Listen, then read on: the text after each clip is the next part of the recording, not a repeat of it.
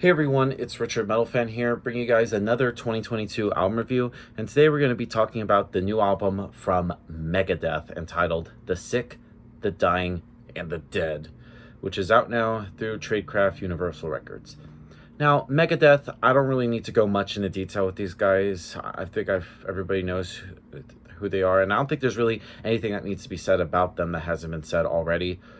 Classic band in the thrash metal genre, been around since the 80s, part of the big four of the thrash metal scene, along with Metallica, Slayer, and Anthrax.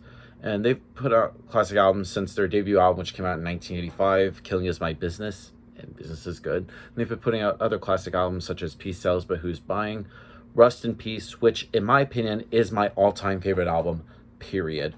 And I don't think they'll ever top that.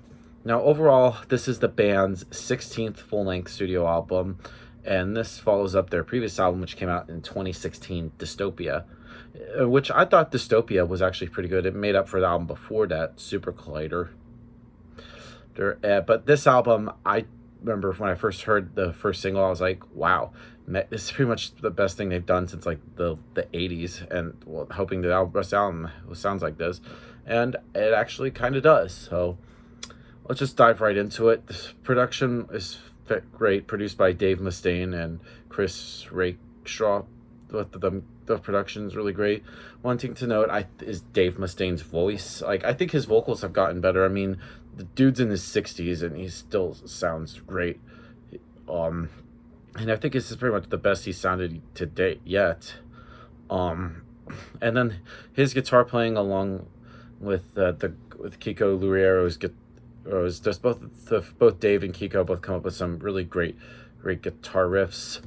The bass playing, this is actually the first album without original bassist David Ellefson since he got outed out of Megadeth again back in like 2020, or maybe due to like a big sex, or 21 due to some sex scandal shit, which is just and so instead, playing bass on this album is Steve DiGiorgio. You probably best know him. He played with Death. He's playing with Testament. He also played in Sadist. I think he does a really great job handling the bass. And of course, now their former bassist James Lomenzo is back in Megadeth. And drumming wise, this is the first album with Dirk Verburen, their current drummer, who used to play with Soilwork, and I think Dirk does a really great job. But there, he doesn't like hold up the candle to like Nick Menza, rest in peace, or Gar Samuelson, but I think Dirk does a great job on the drums. So without further ado, let's dive into this album track by track. Now, starting things off is the title track of the album, The Sick, the Dying, and the Dead. Now, this pretty much, when I first heard this, it pretty much reminds me of something from Peace Sells, But Who's Buying, mostly in terms of like the production and the dynamics. It is a really great opener, but it also feels very different from the state of the recent offerings, and while evoking sort of like the classic Megadeth and almost Iron Maiden in equal measure, and the latter kind of like influence evidence sort of like the fluid solos that come across this track.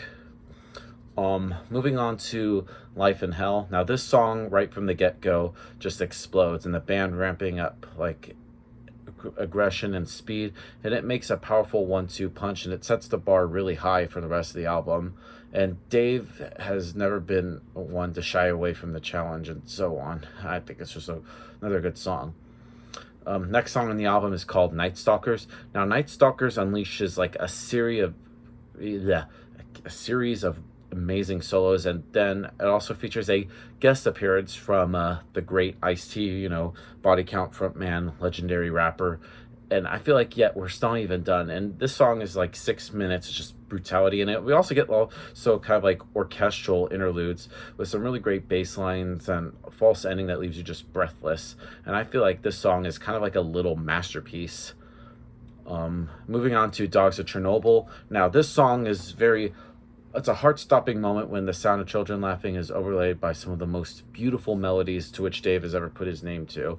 It is soon ripped away by a riff that just goes right into just sheer brutality, but it's Dave's voice driven with emotion that captures and holds the track attention all the way through. Moving on to Sacrifice. Now, this pretty much contrasts with the overall harmony of the opus and intelligently avoid too much I don't know, it's hard to describe it. But Megadeth managed to introduce enough variety without changing it, so it's not like completely unrecognizable. Moving on to Junkie. Junkie, I think, is a pretty good song. I like it. And then we get to Psychopathy, which is a pretty short song. It's about 2 minutes, so it has a pretty much based around a tribal rhythm from Dirk. Again, I feel like they use like the instrumental intro the band used on tour. And then we go right into Killing Time. Now this pretty much sees the band yet again harking back to their classic sound. They're like juggling vocals and just the solos with just exquisitely perfect. Next up is Soldier On. Now Soldier On is just without a doubt simply a great Megadeth song. Heavy, catchy, and equal measure, and of course packed with some more guitar riffs than most bands come across their entire album. And then we get to Celebutante. I probably butchered that. Now this song has a really good riff that does not hesitate to introduce the more heavier kind of beaches and more great phrasing. Mission to Mars, I feel like just the song itself has that kind of like spacey kind of vibe to it when I first heard this. And then we get to the last song on the album called We'll Be Back. Now it is an all-out thrash attack. From the first second do we have like the old boys having like memories of their youth like 40 years hence past. I think it's a pretty strong way to end this album. Now overall, The Sick, The Dying, and The Dead by Megadeth, pretty good album. Like when I first heard the first couple songs, I was like, yeah, this pretty much reminds me of like classic Megadeth, but with the modern twist to it. So rather give this album a score, I'm going to give the new Megadeth album probably a solid 8.5 or a 9 out of 10. So yeah, that's my review of the new Megadeth album, guys. Let me know in the comments what you guys think about it, and I'll see you all in the next video. And as always, keep it metal.